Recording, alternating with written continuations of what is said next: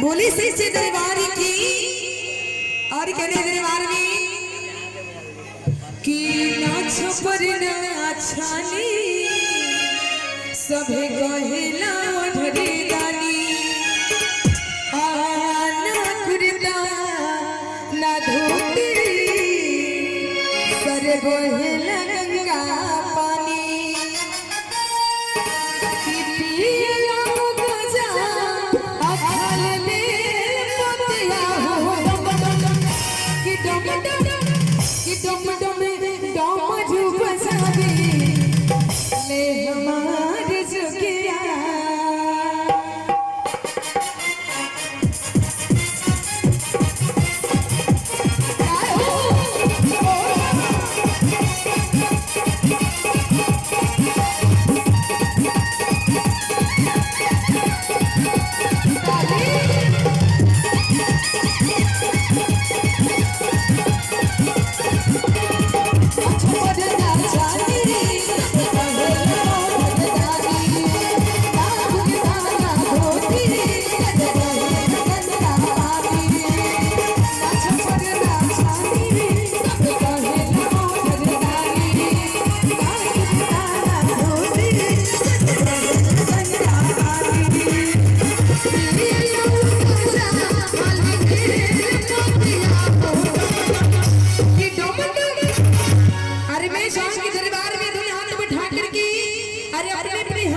बोली नाथ की नाथ भोले नाथ की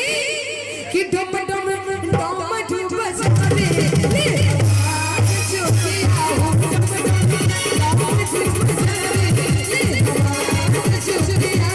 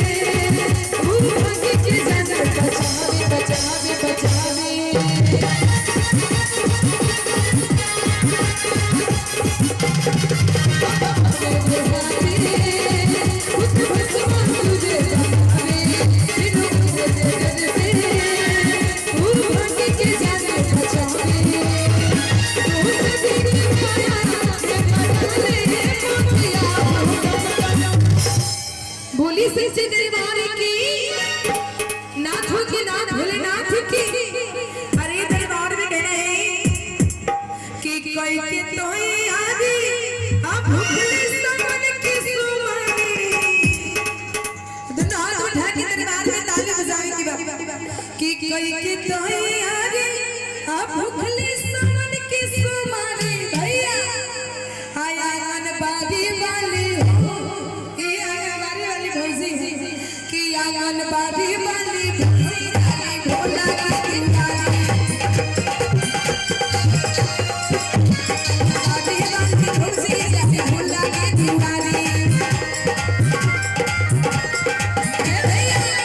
अरे इसे दोनों हाथ उठाइए आप सब दोनों हाथ उठाइए सावन कैसे खत्म भइला आज ना कि दोनों हाथ उठा के कहे के कि आजा कोई के तो आगे भुखली सावन के सोमारी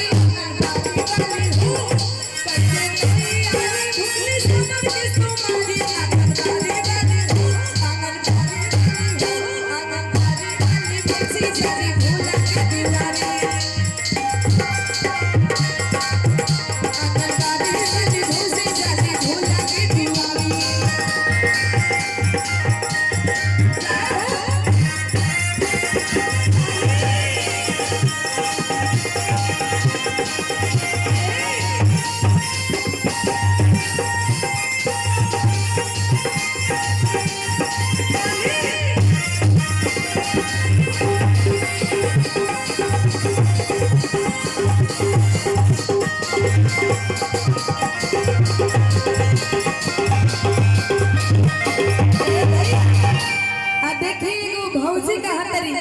कृष्णा भैया कि चढ़ल बास मनवा खुशी आज हुई नहीं मनवा एगो गिरवा सरी से कि चढ़ल बास मनवा खुशी आज हुई नहीं मनवा एगो गिरवा भूख भूख लागल बका तोहर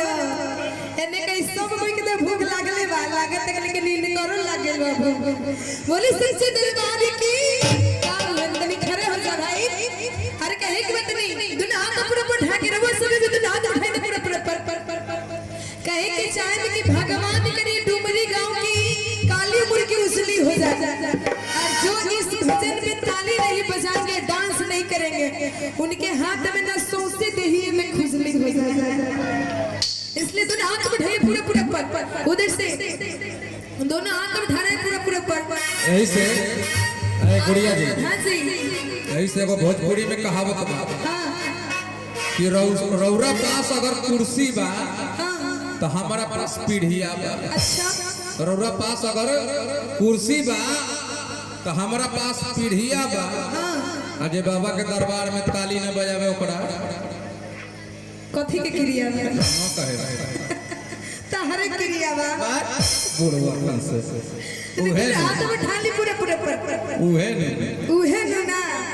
इहे ने दोनों हाथ पूरा पूरा उठा ली लाइव बोला के जरूरी ना बजा दा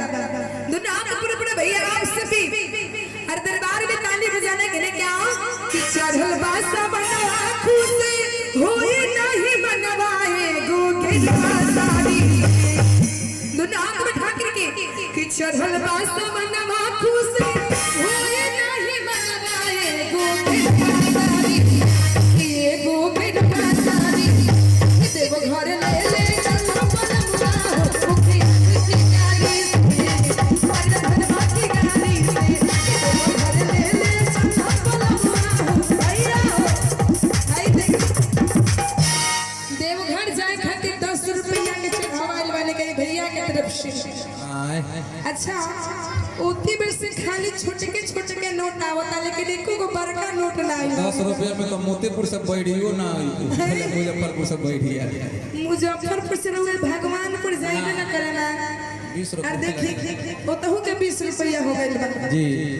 अतनी हम चाहे कि पैसा के जरूरी ना बा दुनो हाथ में उठा के आ ताली से भेजा देवे के बाद देव घर दुनो हाथ में उठा के अने के से हुए से भी कि चढ़ल बासा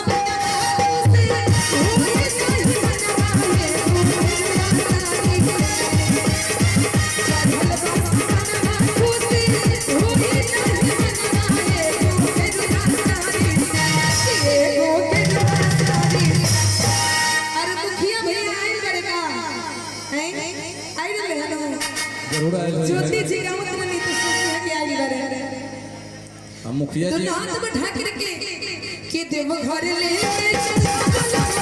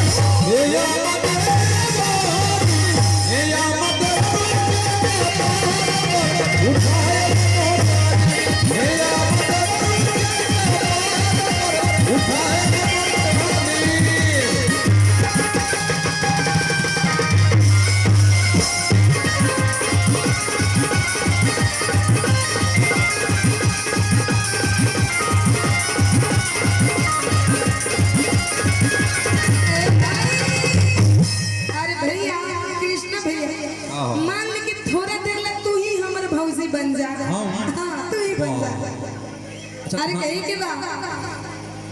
अच्छा बन गेला में कोनो शिकायत है का कि चलो ना भौजी चले के ना खाली खाली ओढ़े के होते कि ना तनका हिलाइयो दे है खाली ओढ़ला से कि चलो ना भौजी अरे चलो ना भौजी कहां चले के देवघर बाबा के दरबार में बाबा के नगरी में चलो तनी चलियो तनी पहले चल दोनों हाथ उठा के भैया जय हो भौजी चला भौजी चला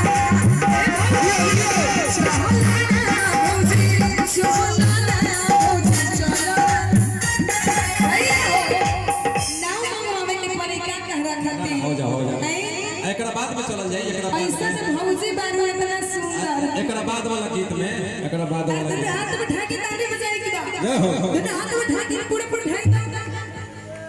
ताली बजाने में कोई कंजूसी नहीं दोनों हाथ उठा के सोहना भौजी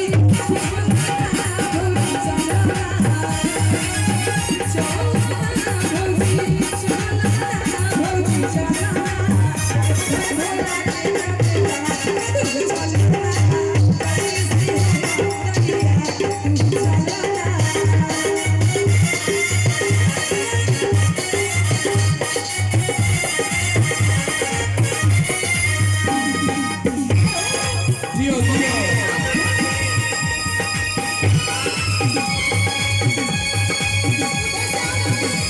जय हो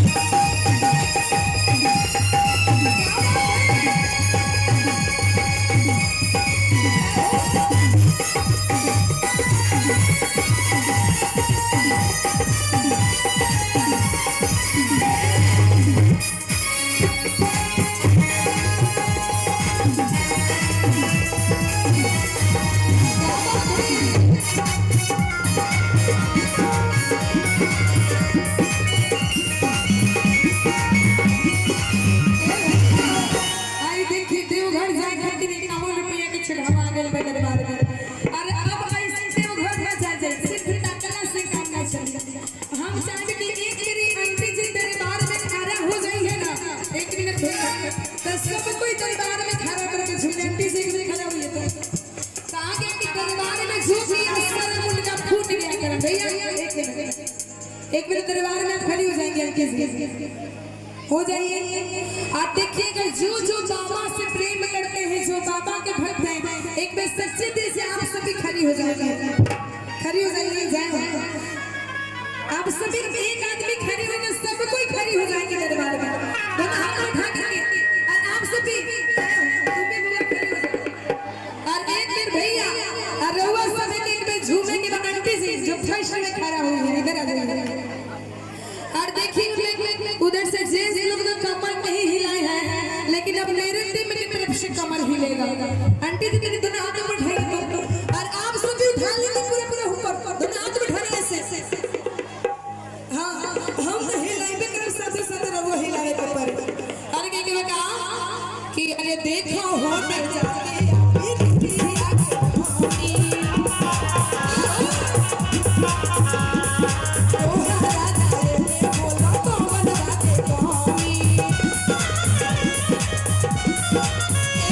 ऐसे ना पूरा पूरा दोनों हाथ उठा के ताली बजानी चाहिए दोनों हाथ उठाई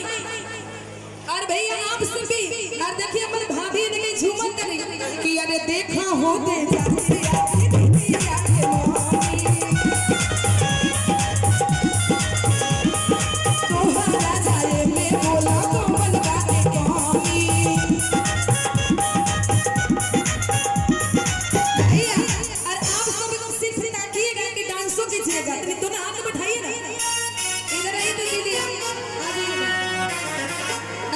दोनों हाथ उठा के झूमेंगे और कहना क्या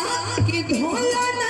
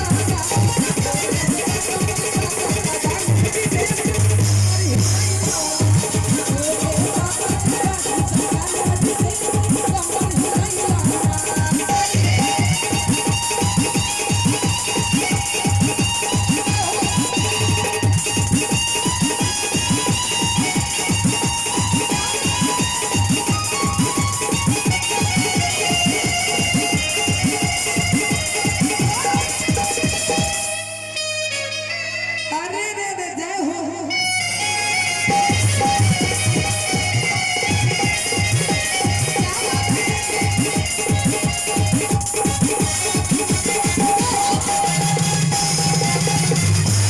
गुड़िया मिल गए। का भाई अरे वो काहे छट एक मिनट किसी की बच्ची खो गई है अच्छा जो यहाँ मंच पे है। अगर जिनकी भी खो गई है बच्ची वो आकर के ले जाएंगे यहाँ से। हाँ दिल मैं चाहूंगी बउआ सबको थोड़ा उठा के बैठाई ना तो साइड कीजिए। अरे कहे के भैया दिया का गाजा सबे का भैया अपन के गाजा हो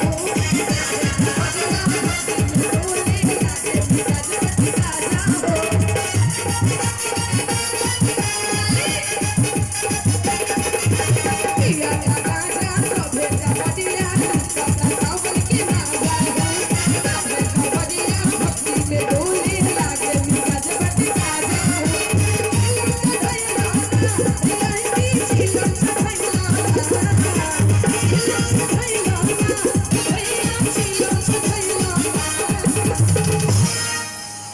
हमरा टीम के कमाल देख लेला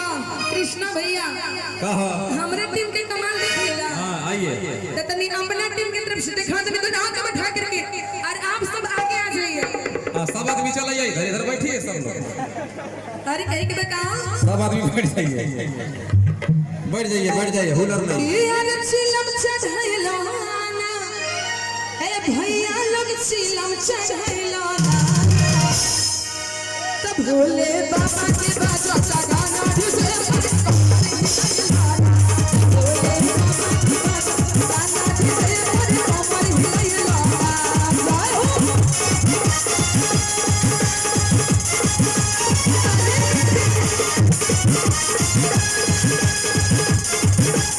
ढूंढे और कमर हिलैला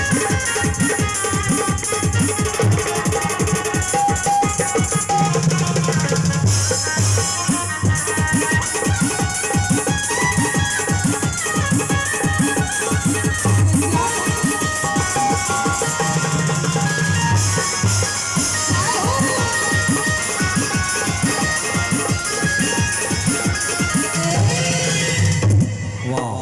अरे हाय देखिए भोले भैया बाबा लोग के बाजा तक गाना डीजे पर कमर हिला हाँ बिल्कुल तक उठा दो कैसे। हेलो हेलो और देखिए भैया लोग की तरफ से बहुत से हो चढ़ावा जाएगा दरबार में और गुड़िया जी हाँ बात देखिए आपकी आंटी भी आ गई। क्या बात है किराया सब हो जाएगा अब हो गया है ना नहीं अभी तो पूंजी में घाटा लग रहा भोला जी कहे के बाद है। सुना सुना सुना पहले है खड़ा होना देखा गारू। हाँ हाँ बोली बोली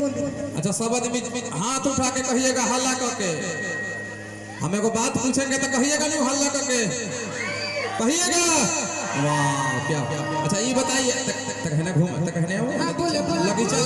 हम बड़ी कहीं ये बताओ क्या भैया लोग हमने कैसा लगा था नहीं दोनों को रसो है कैसा लगा था बोला ना मुंह से निमन लगा था नहीं सो हाँ निमन लग रहे हम लोग। वाह कैसा लगा था नहीं सो एकदम ये पार्वती जी लिखन लगा था रही। अच्छा तू शंकर भगवान ये तो शंकर भगवान तो बुढ़वा बोलले बाड़े। अच्छा ना सुनो ना हाँ बोली एगो काम करे के बा कहाँ बोलत रही ए नायका बक्सा बा अच्छा एही में भांग रखल बा 2 कुंटल देख लो। देखिए भांग धतूरा के तो हमारा पास बातें ना करें सबसे पहले ना ना बिल्कुल ना ये हमारा के दुबरा देवे का फेरा में लगल बिया का हो। अच्छा